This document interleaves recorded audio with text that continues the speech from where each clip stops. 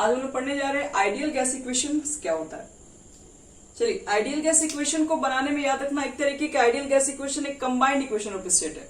मतलब आप जो पढ़ते हैं Boyle's law, Charles law, Avogadro's law, Gay Lussac law, ये सब सारी चीजों को अगर आपस में मिक्स करने के बाद कुछ ना कुछ हम लोग उससे फॉर्मूला अप्लाई करते हैं, तो वो सब चीजें को कंबाइन करने पर जो जो फॉर्मूला निकलते हैं जिसमें से एक को आइडियल गैस इक्वेशन ही बोलते हैं। और वो कौन सी गैसेस हैं आप उसी के ऊपर हम डिस्क्राइब करते हैं। तो सबसे पहले हम लेके आते हैं ये आइडियल गैस इक्वेशन को बनाने में किस किस गैस लॉ को कंबाइन की गई है। सबसे पहले बता रहे हैं फर्स्ट में कंबाइन किया गया है चार्ल्स लॉ।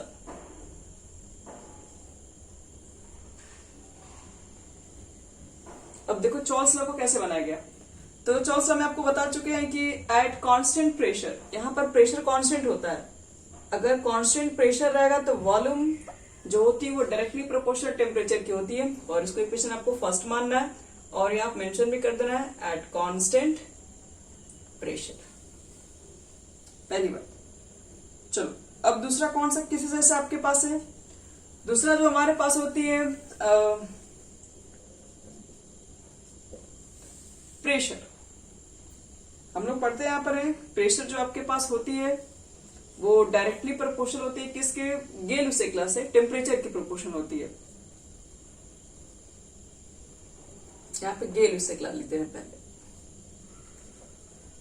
गेल-लुसेक लॉ से जो आपके पास प्रेशर है वो डायरेक्टली प्रोपोर्शनल किसके होती है, टेम्परेचर की होती है।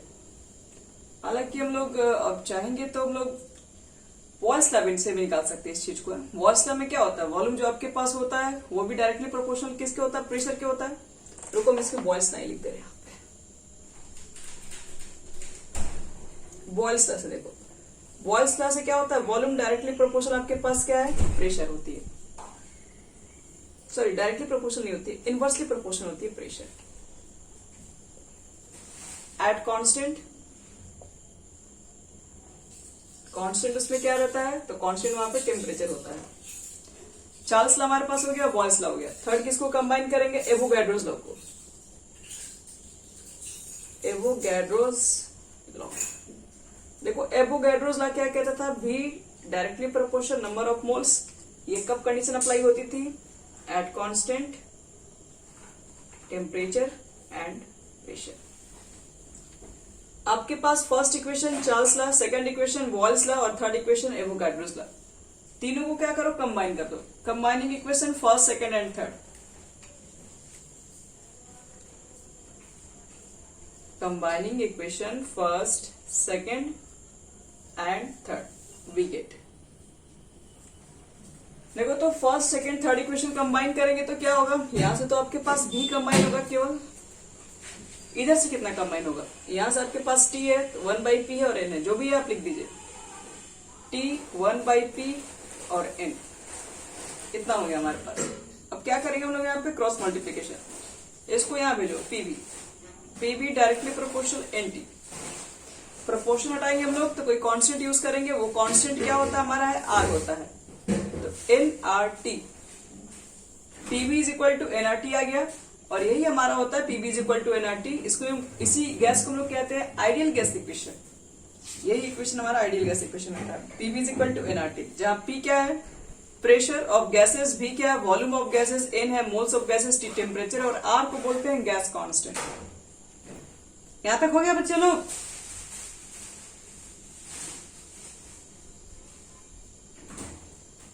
तो ध्यान रखना, आइडियल गैस इक्वेशन किसको कहते हैं, pv is equal to nRT। आपको फर्स्ट लेसन में जब न्यूमेरिकल बनाए थे तो बताए थे इसके वैल्यू को, pv is equal to nRT को आइडियल गैस इक्वेशन बोलते हैं, लेकिन बोले थे कि वहां पर इस चीज को हम आगे जाके प्रूव भी करेंगे।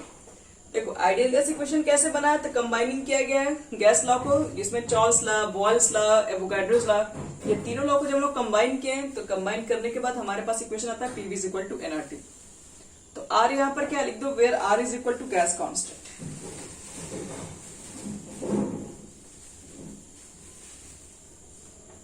R इज इक्वल टू जो आपके पास होता है उसको बोलते हैं गैस कांस्टेंट, और इसकी वैल्यू क्या होती है, फिक्स होती है 0.0821 litre ATM calorie inverse mole inverse. ये हम लोग फॉर्मूला तब यूज करते हैं जब आपके पास प्रेशर एटीएम में रहे, वॉल्यूम लीटर में रहे, तभी आर की वैल्यू इतना यूज कर लेंगे हम लोग। फिर देखो आर इज इक्वल टू होता है 8.314 joule kelvin inverse mole inverse.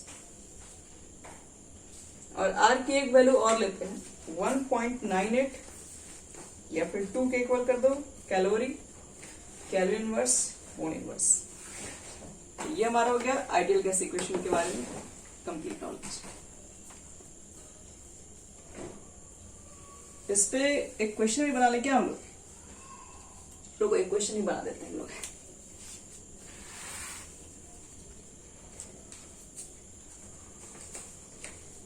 लिखो एक क्वेश्चन सब लोग।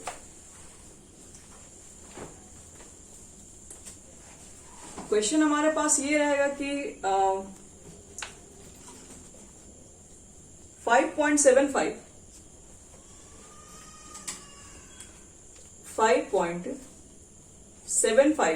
ग्राम ऑफ ए गैस, वो कौन सा गैस है अभी ये पता ही नहीं है, ऑफ ए गैस एट आपके पास है 55 डिग्री सेल्सियस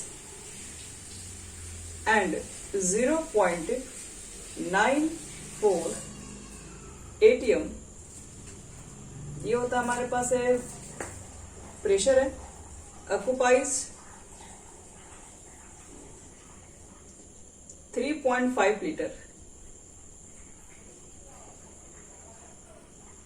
आपके पास वॉल्यूम है, कैलकुलेट करना है, calculate the molecular weight of gas.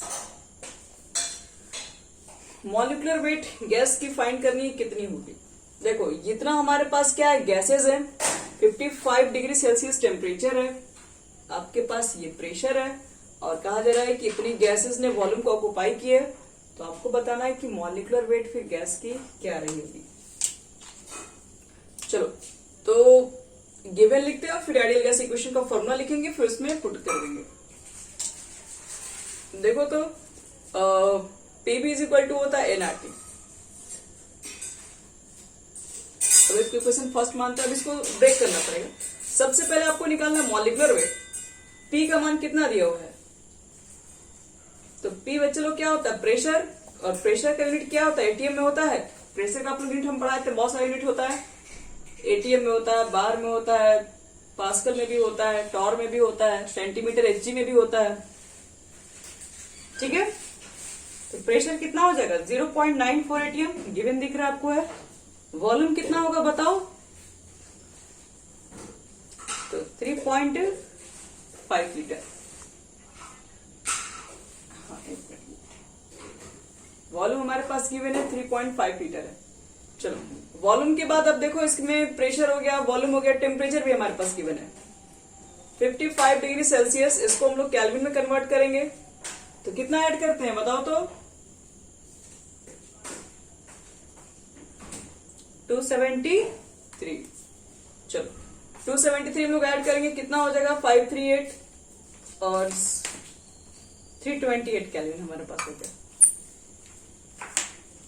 अब देखो प्रेशर हो गया, वॉल्यूम हो गया, टेम्परेचर हो गया, अब कुछ और भी दिया हुआ है, हाँ वेट दिया हुआ है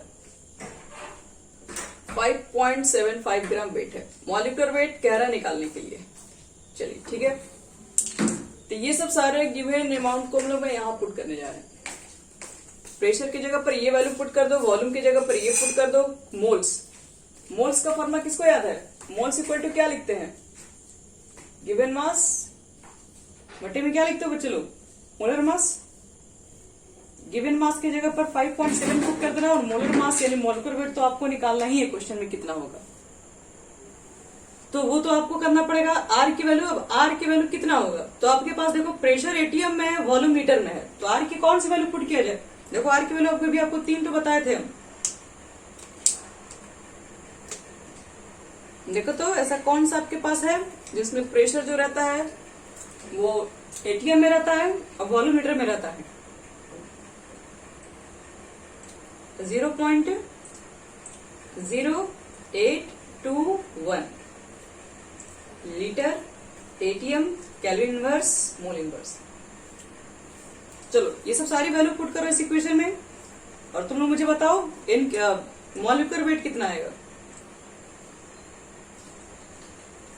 पुट कर दो, यहाँ पर मॉलिक्यूलर वेट आना चाहिए 47 आता है, तो आप लोग का सही आंसर है ग्राम पर मोल।